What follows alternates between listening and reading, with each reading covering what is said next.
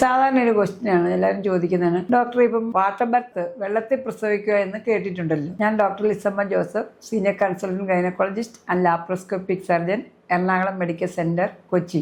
ആദ്യമായിട്ട് നമ്മൾ വാട്ടർ ബർത്തിനെ പറ്റി അറിഞ്ഞിരിക്കേണ്ടത് ഈ സ്റ്റേജസ് ഓഫ് ലേബർ ഉണ്ട്. First stage, second stage. അപ്പം ഫസ്റ്റ് സ്റ്റേജിൽ അങ്ങനെ ഏത് സ്ഥലത്തിലുള്ള patient selection is very important. ഇപ്പം എന്തെങ്കിലും ഒരു കോംപ്ലിക്കേറ്റഡ് കേസ് ആണെങ്കിൽ, അമ്മയ്ക്ക് ഡയബറ്റീസ് ഉണ്ടെങ്കിൽ, പ്രഷർ ഉണ്ടെങ്കിൽ, ആദ്യത്തെ ഓപ്പറേഷൻ ആണെങ്കിൽ, അല്ലെങ്കിൽ റീനൽ ഡിസീസോ അല്ല എന്തെങ്കിലും അസുഖങ്ങൾ, അല്ലെങ്കിൽ വെള്ളം കൂടുതലോ കുറവോ, ഇങ്ങനെ എന്തെങ്കിലും IUGR, ഇങ്ങനെ എന്തെങ്കിലും അനീമിയ, രക്തക്കുറവ്, പ്രഗ്നൻസിയിലുള്ള APH ബ്ലീഡിങ് ഉണ്ടാവുക, പ്ലസന്റെ താഴെ ഇരിക്കുക, ഇനി എന്തെങ്കിലും ഒരു കോംപ്ലിക്കേഷൻ നമ്മൾ ആന്റിനേറ്റൽ ചെക്കപ്പിൽ കണ്ടുപിടിച്ചാൽ നമ്മൾ അതിന് പോകാതിരിക്കുന്നതാണ് നല്ലത്. ഇതിന്റെ ഗുണമെന്ന് പറയുന്നത് എങ്ങനെയാണ് ചെയ്യുന്നതെന്ന് ചോദിച്ചാൽ, നമ്മുടെ അമ്മയുടെ ബോഡി ടെമ്പറേച്ചറിന് അത്രയും ടെമ്പറേച്ചർ, അത്രയുള്ള ചൂട് വെള്ളത്തിൽ നമ്മളിങ്ങനെ അമ്മ ഫ്ലോട്ട് ചെയ്ത് കിടക്കുകയാണ് ചെയ്യുന്നത്. അപ്പോൾ ഫ്ലോട്ട് ചെയ്ത് അമ്മ കിടക്കുമ്പോൾ അതിന്റെ അഡ്വാൻറ്റേജ് വെച്ച് നമ്മളിങ്ങനെ, നമുക്ക് പെയിൻ, സാധാരണ ലേബർ പെയിൻ എന്ന് പറയുന്നത് 57 ഡെസിബിൾസ് ആണ്. എന്ന് പറഞ്ഞാൽ നമ്മൾ 20 എല്ലാം ഒന്നിച്ച് പൊട്ടിക്കുന്ന ഒരു വേദനയാണ് പ്രസവ വേദന എന്ന് പറയുന്നത്. അപ്പോൾ അത്രയും വേദന വരുമ്പോൾ നമ്മൾ ഈ വെള്ളത്തിൽ ആ സെയിം ഒരു ചെറിയ ചൂട്, നമ്മുടെ ബോഡി ടെമ്പറേച്ചർ ഇങ്ങനെ ഫ്ലോട്ട് ചെയ്ത് കിടക്കുമ്പോൾ നമ്മുടെ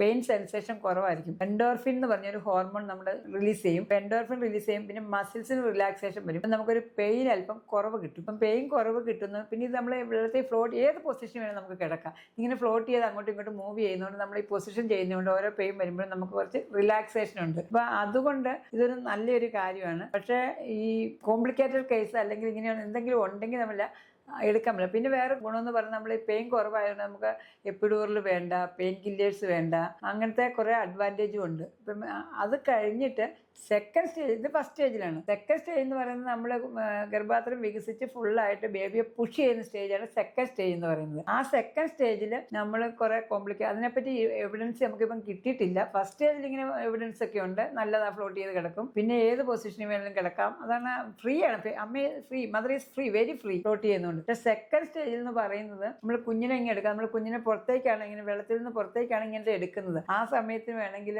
കുഞ്ഞ് വെള്ളത്തിൽ നിന്ന് എടുക്കുമ്പോൾ വേണം ആസ്പിറേറ്റ് ചെയ്യാം, കുഞ്ഞിന് ശ്വാസം മുട്ടാം, പുക്കിൾ കൂടി വേണം പൊട്ടിപ്പോകാം, പിന്നെ നമ്മൾ എപ്പിസോട്ടമി ഇടുന്നതിനുള്ള ബുദ്ധിമുട്ടുകൾ ഉണ്ടാകും ഇടേണ്ടി വന്നാൽ. അതുകൊണ്ടാണ് നമ്മൾ ആദ്യമേ കേസ് സെലക്ഷൻ എന്ന് പറയുന്നത്. എപ്പിസോട്ടമി ഒക്കെ ഇടുന്ന വെള്ളത്തിൽ വെച്ച് എപ്പിസോട്ടമി ഇടാൻ പറ്റില്ല. അപ്പോൾ ഇങ്ങനത്തെ കുറേ പ്രോബ്ലംസ് കുഞ്ഞിനും ഉണ്ടാകാം. അതുപോലെ ഇൻഫെക്ഷൻ വേണം വരാം. അതുകൊണ്ട് നമ്മൾ സെക്കൻഡ് സ്റ്റേജ് ഡെലിവറി അത്ര ഒരു ഇൻസിഡൻസ് നമുക്ക് റിപ്പോർട്ട് ചെയ്തിട്ടില്ല. പക്ഷേ ഇതാണെന്ന് അറിയാനൊരു ഇതുണ്ട്. ചില സ്ഥലങ്ങളിലൊക്കെ ഉണ്ട്, ഫോറിൻ കൺട്രീസിലൊക്കെ ഉണ്ട്, കേരളത്തിൽ 1-2 ഹോസ്പിറ്റലൊക്കെ അവൈലബിൾ ആണ്. വാട്ടർ ബർത്ത് എന്നാണ് ഇതിന് പറയുന്നത്. അതിനെപ്പറ്റി കൂടുതൽ പഠിച്ച് ഡോക്ടർ എന്ത് പറയുന്നു എന്ന് പറഞ്ഞാൽ കോംപ്ലിക്കേഷൻസ് ഇല്ല എന്നുള്ളത് ഉറപ്പ് വരുത്തിയിട്ട്, പിന്നെ നമ്മൾക്ക് അതുകൊണ്ട് സിസേറിയൻ റേറ്റ് കുറവാണ്, കോംപ്ലിക്കേഷൻസ് കുറവാണ്, ഇങ്ങനെ അത് സെക്കൻഡ് സ്റ്റേജിലല്ല, ഫസ്റ്റ് സ്റ്റേജിലാണ്. അതുകൊണ്ട് നമ്മൾ അങ്ങനെ നോക്കിയിട്ട് സെലക്ട് ചെയ്തിട്ട് വേണമെങ്കിൽ നിങ്ങൾക്ക് ഇത് ഓപ്റ്റ് ചെയ്യാം. Thank you.